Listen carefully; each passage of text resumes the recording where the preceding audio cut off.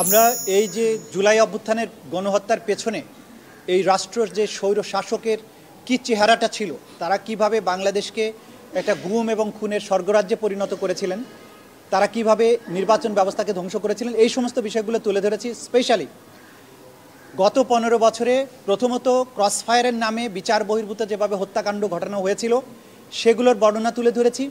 Crossfire এক পর্যায়ে স্থিমিত করে এই মানুষগুলোকে গ্রেপ্তার করে তাদেরকে গ্রেপ্তারের বিষয়টি অস্বীকার করা, গোপন কারাগারে বছরের পর বছর আটক রাখা এবং সেখান থেকে অনেককে মিথ্যা মামলা দিয়ে চালান দেওয়া এবং বাকিদেরকে বিভিন্ন জায়গায় নিয়ে গিয়ে রাতের আধারে হত্যা করে বিভিন্ন নদী নালা খাল বিল বনে জঙ্গলে তাদের লাশ ফেলে দেয়া, নদীতে হত্যা করে তাদের পেট চিরে তার সাথে সিমেন্ট বেঁধে দিয়ে ডুবিয়ে দেয়া, অঙ্গহানি করা, বিভিন্ন টর্চারের ম্যাটেরিয়াল ব্যবহার করে গুমের সেন্টারগুলো থেকে মানুষকে টর্চার করা, সেখানে ঘূর্ণায়মান চেয়ার, ইলেকট্রিক শক, হাতুড়ি দিয়ে মাথায় আঘাত করে হত্যা করা, ইঞ্জেকশন পুশ করে হত্যা করা এবং একই দিনে অনেক মানুষকে হত্যা করা। এই যে তার কর্মকাণ্ডগুলো ছিল, তাদের এই সরকারের বিভিন্ন এজেন্সিগুলোর মাধ্যমে তারা এই ধরনের অপকর্ম করেছে সরাসরি প্রধানমন্ত্রীর নির্দেশে। তার অন্যান্য যে সহযোগী যারা ছিলেন ক্যাবিনেটে, বিভিন্ন প্রশাসনের বিভিন্ন জায়গা, তাদের মাধ্যমে এই কাজগুলো যে করা হয়েছে একটা সিস্টেমের আওতায় এবং এটাকে একটা কালচারে পরিণত করা হয়েছিল, সেই প্রেক্ষাপটগুলো আমরা বর্ণনা করেছি। এবং এই বর্ণনাগুলো এই মামলার অপরাধীদের অপরাধ প্রমাণের ক্ষেত্রে অসম্ভব গুরুত্বপূর্ণ, কারণ হঠাৎ করে তারা এত বড় অপরাধী হয়নি। তারা প্রথম থেকেই এই বাংলাদেশের মানুষকে শাসন করার নামে কিভাবে একটা জুলুম, কিভাবে ভয়ের একটা রাজ্যে পরিণত করেছিল, সেই বিষয়টা উঠে আসা জরুরি। কারণ এই মামলার মাধ্যমে একটা ঐতিহাসিক প্রেক্ষাপটেরও বিচার করা হচ্ছে, কিভাবে একটা গণতান্ত্রিক পদ্ধতির একটা শাসন ব্যবস্থাকে এই ধরনের একটা নিপীড়ক স্বৈর শাসকে পরিণত করা হয়েছিল, সেই বিষয়টা তুলে আনার জন্যই আমরা পটভূমিগুলো ক্রমান্বয়ে বিশ্লেষণ করছি। এর মধ্যে আমরা আজকে যখন আমাদের এই আর্গুমেন্টগুলো সোশ্যাল মিডিয়ায় লাইভ সম্প্রচারিত হচ্ছিল, সেই সময় আমাদের আন্তর্জাতিক অপরাধ ট্রাইব্যুনালের চিফ প্রসিকিউটর অফিসের যে ফেসবুক পেজ, সেটার উপরে সাইবার অ্যাটাক করা হয়েছে। করার মাধ্যমে ফেসবুকটাকে সাময়িকভাবে ডিসেবল করে দিয়েছিল তারা, যদিও সেটা উদ্ধার করা সম্ভব হয়েছে। কিন্তু তারা যে আমাদেরকে ভয় পায়, এই যে যুক্তিতর্ক, এইখানে যে এভিডেন্স, তাদের যে নিষ্ঠুরতার বর্ণনা, এইটা গোটা দুনিয়াবাসী যাতে জানতে না পারে, তাদেরকে জানতে দিতে এই অপরাধীরা চায় না, তাদের সহযোগীরা এটা চায় না। সেজন্যই আমাদের এই ফেসবুক পেজের উপরে সাইবার হামলা তারা চালিয়েছে। তারা দুনিয়াকে এটা জানতে দিতে চায় না যে বিচারটা কতটা ট্রান্সপারেন্ট হতে হচ্ছে, এভিডেন্সগুলো কতটা ওভারওয়েলমিং, এভিডেন্সগুলো কতটা অকাট্য, সেটা তারা বুঝতে দিতে চায় না। কিন্তু আমরা শেষ পর্যন্ত এটা রিকভার করতে পেরেছি। আমাদের মেসেজ হচ্ছে, অপরাধ করে যেমন পার পাওয়া যাবে না, অপরাধীকে রক্ষা করারও কোনো চেষ্টা কোনোদিন বাংলাদেশে সফল হবে না ইনশাল্লাহ। আমরা দৃঢ় প্রতিজ্ঞ, আমরা কারো প্রতি কোনো রকমের প্রতিহিংসা চরিতার্থ করার চেষ্টা করছি না। আমরা ন্যায় বিচার নিশ্চিত করার জন্য কাজ করছি।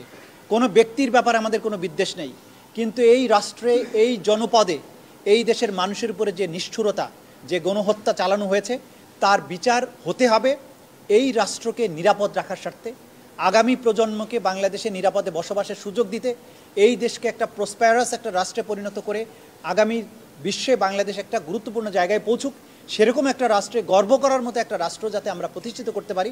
সেই কারণে কোনো অপরাধের বিচারহীন যাতে না থাকে, কোনো অপরাধী অপরাধ করে সমাজে দম্ভ পরে যাতে বিচরণ করতে না পারে, সেরকম পরিবেশ তৈরি করার স্বার্থেই ন্যায় বিচার, সেটা আমরা ইনশিওর করার চেষ্টা করব। দুর্নীতি অপশোষণ নিয়ে বলেছেন, সেই সঙ্গে আরেকটা কথা আপনি বলেছেন ট্রাইব্যুনালে, দীর্ঘসময় দুঃশাসন দানবীয় শাসনে পরিণত করেছিল এবং যে কারণে জুলাই অভ্যুত্থান অনিবার্য হয়েছিল এই জায়গাটি। জি, এটা আমরা বলেছি যে 15 বছর ধরে এই সরকার ক্রমান্বয়ে যে দানবে পরিণত হয়েছিল, প্রথমে পিলখানা হত্যাকাণ্ডের মাধ্যমে আমাদের প্রতিরক্ষা ব্যবস্থার মেরুদণ্ডটাকে ভেঙে দেওয়া হয়। আমরা বলেছি যে যে সেনাবাহিনী, যার সাথে একটা নাম সবসময় যুক্ত করা হয়, দেশপ্রেমিক সেনাবাহিনী, সেনাবাহিনীকে দেখলে বাংলাদেশের মানুষ, আপনারা জানেন যে রাস্তায় দেখলে মানুষ ফুল নিয়ে এগিয়ে যায়, স্লোগান দেয়, তাদেরকে জড়িয়ে ধরে, তার মানে সেনাবাহিনীর সাধারণভাবে সেনাবাহিনীর প্রতি বাংলাদেশের মানুষের যে আস্থা আছে যে তারা দেশকে রক্ষা করেন, সেই জায়গাটাকে ভেঙে দেওয়ার জন্য 2009 সালের 25শে ফেব্রুয়ারি 26শে ফেব্রুয়ারি পিলখানাতে সেনাবাহিনী অফিসারদেরকে হত্যা করার মাধ্যমে আমাদের প্রতিরক্ষা ব্যবস্থার মেরুদণ্ড তারা ভেঙে দেওয়ার চেষ্টা করে। পরবর্তীতে গুম খুনের কালচার চালু করে, পরবর্তীতে নির্বাচন ব্যবস্থাগুলো ধ্বংস করে দেয়, তত্ত্বাবধায়ক ব্যবস্থাগুলো বাতিল করে, দুর্নীতি সর্বগ্রাসী রূপ পায়। এইটার মাধ্যমে একটা সাধারণ সরকার থেকে তারা ক্রমান্বয়ে একটা দানবে পরিণত হয়েছিল। জনগণকে নির্যাতন করা, হত্যা করা, ভয়ের রাজত্ব কায়েম করা, এটা ছিল তাদের টার্গেট। এই দানবীয় শাসকই একটা পর্যায়ে এসে 2024-এ আমাদের তরুণ তরতাজা প্রজন্মের উপরে তারা সর্বাত্মক আক্রমণ চালায়, তাদেরকে হত্যা করে। শুধু সাধারণভাবে আক্রমণ, পুলিশ দিয়ে আক্রমণ তা নয়, এখানে সকল বাহিনীকে ইনভলভ করা, হেলিকপ্টারের মতো সামরিক যান, ড্রোনের মতো প্রযুক্তি নির্ভর সরঞ্জাম, লিথাল ওয়েপন, এপিসির মতো মারাত্মক মারণাস্ত্র, এই সব জিনিস দিয়ে হত্যাকাণ্ড চালানো হয়েছে। এবং এটা হঠাৎ করে তারা করেনি, তাদের এই ক্রিমিনাল চরিত্র কিন্তু তারা ক্রমান্বয়ে পাকাপোক্ত করেই 2024-এ এসে সর্বশক্তি নিয়ে তারা ঝাঁপিয়ে পড়েছিল, যেটা আমাদের তরুণরা রুখে দিয়েছেন বলেই 2024-এর বিপ্লব হয়েছিল। সুতরাং এই বিচার করার সময়ে ট্রাইব্যুনালের সামনে পেছনের এই পটভূমিগুলো অত্যন্ত স্পষ্ট থাকা জরুরি। সে কারণে এই পটভূমিগুলো আমরা তুলে ধরছি, সাথে সাক্ষ্য প্রমাণগুলো, এটা যে বাস্তবে কী কী ঘটেছিল সেই সাক্ষ্য প্রমাণগুলো আমরা তুলে ধরছি। ভাই, আপনি যখন বলছিলেন এবিএম খায়রুল হকের বিষয়টা, তখন বিচারক বলছেন যে বিচারকদেরও জবাবদিহিতার বিষয়টা নেই, কিন্তু থাকা উচিত। কেন ওনারা বলেছেন?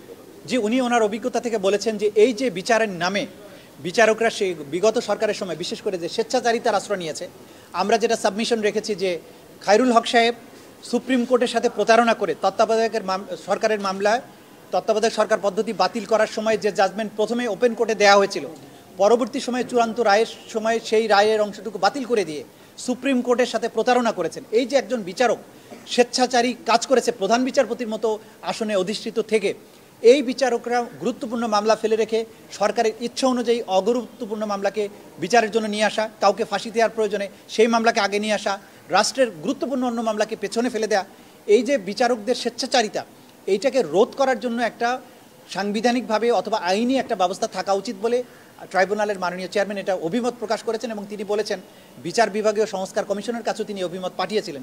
আমরা যখন সাবমিশন রাখছিলাম যে বিচার ব্যবস্থাকে এইভাবে ধ্বংস করা হয়েছিল এবং বিচার ব্যবস্থাকে ব্যবহার করেই বাংলাদেশের স্বৈরশাসন পাকাপোক্ত হয়েছিল, তখন তিনি এই কথাটা বলেছেন যে এই বিচারপতিদের অথবা বিচারকদের ব্যাপারেও সুনির্দিষ্ট বিধান থাকা উচিত, যাতে করে তারা এরকম ভবিষ্যতে আর কখনো হতে না পারেন। উনি একটা টার্ম ইউজ করেছেন, আমরা গতকালকে সেনার সংবাদ সম্মেলন করা হয়েছে, সেখানে আপনার কথা বলা হয়েছে যে আপনারা বলেছেন এই দায় পুরো বাহিনীর নয়, যেটা আপনিও বলেছেন, কিন্তু সেখানে বলা হচ্ছিল যে 22 তারিখকে কেন্দ্র করে আসলে ওনারা এখানে আসবে কিনা আইনি ব্যাখ্যার একটা প্রয়োজন আছে। তো সেই ধরনের আইনি ব্যাখ্যা আপনাদের কাছে জানতে চাওয়া হয়েছে কিনা, এটি একটি বিষয়। এরই মধ্যে তো যে কপি, সেই কপি তো সেখানে পৌঁছে গেছে, আপনারা রিসিভ কপিও পেয়েছেন। জেলের বিষয়ে পরামর্শ দিয়েছেন। দেখুন, প্রথম কথা হচ্ছে যে আইন সবসময় আইনের গতিতেই চলবে। তো যখন আদালত থেকে কোনো পরোয়ানা, গ্রেপ্তারি পরোয়ানা বা অন্য কোনো পরোয়ানা ইস্যু হবে, আপনারা জানেন আমাদের সংবিধানেও আছে, আমাদের এই আইনেও আছে, আমাদের ফৌজদারি কার্যবিধিতেও আছে, একজন আসামিকে গ্রেপ্তার করা হলে যেখানেই গ্রেপ্তার করা হোক তাকে আদালতে আনার সময়ে যে যতটুকু সময় ব্যয় হবে তার ছাড়া 24 ঘন্টার মধ্যেই তাকে আদালতে উপস্থিত করতে হবে। এটা হচ্ছে আইনের বিধান। শুধু আমাদের এই আন্তর্জাতিক অপরাধ ট্রাইব্যুনাল আইন নয়, আমাদের সংবিধানও এটা স্বীকৃত যে গ্রেপ্তার করে 24 ঘন্টার বেশি কাউকে আটক রাখা যায় না। যদি আদালত আপনাকে আটক রাখার অথরিটি দেয়, কেবলমাত্র তখনই আপনি আটক রাখতে পারবেন। সুতরাং যাকে যখনই গ্রেপ্তার করা হবে তাকে আইনের বিধান হচ্ছে তাকে আদালতের কাছে আনতে হবে।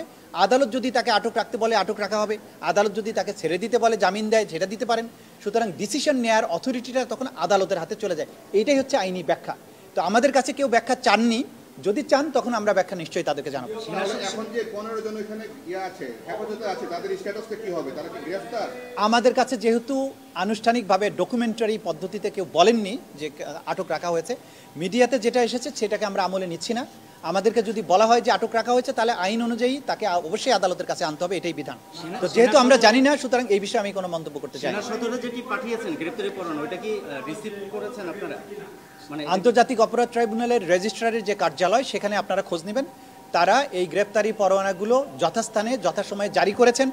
এবং এর বাইরেও যে সমস্ত কর্তৃপক্ষের কাছে অবগতির জন্য এই গ্রেপ্তারি পরোয়ানাগুলোর কপি পাঠানো হয়েছিল, তাদের কাছেও এটা পৌঁছে গেছে বলে আমরা জানতে পেরেছি। বাকিটা আপনি আন্তর্জাতিক অপরাধ ট্রাইব্যুনালের যে রেজিস্ট্রারের কার্যালয় আছে সেখান থেকে জেনে নিতে পারবেন। আমরা এই বিষয় নিয়ে আর কোনো কথা বলছি না। সাধারণ যে প্রক্রিয়া চলমান আছে, আইন তার নিজস্ব গতিতেই চলবে। সেনা সদস্যদের মানে বিচারের ব্যাপারে আপনি 47-3 কথাটা উল্লেখ করছিলেন যে কিভাবে সংবিধানে সেফগার্ড দেওয়া হয়েছে, এটা যদি একটু বলেন।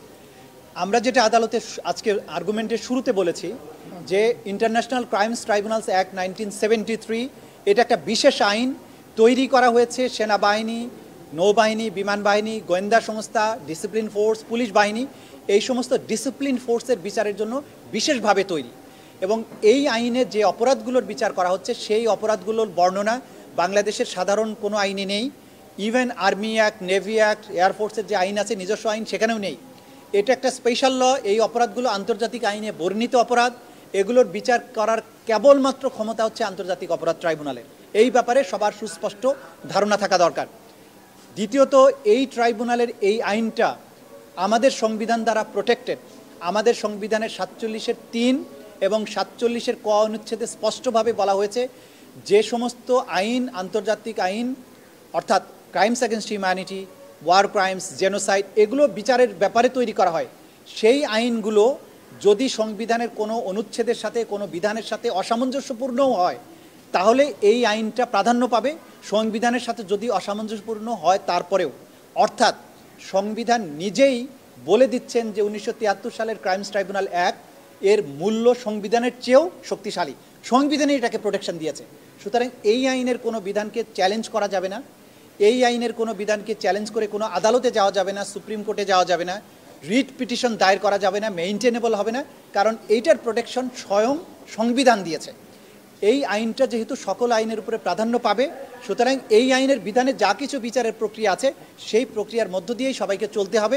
এর বাইরে যাবার কোনো সুযোগ নেই। আপনি নতুন একটা টার্ম ইউজ করেছেন, গ্যাং অফ ক্রিমিনালস, মানে তাদেরকে বোঝাতে চাই। এটা আসামিদের ব্যাপারে বলেছি, সেটা আমরা সামনে যখন আর্গুমেন্ট আরও এলাবোরেট হবে, যে আমাদের আজকে যে আসামিদের বিচার এখানে হচ্ছে তাদের ব্যাপারে বলেছি, এবং এখানে এভিডেন্স থেকে আমরা দেখাবো যে এটা যে আগের থেকে প্রতিষ্ঠিত ছিল সেই বিষয়গুলো আমরা তুলে ধরবো ইনশাআল্লাহ।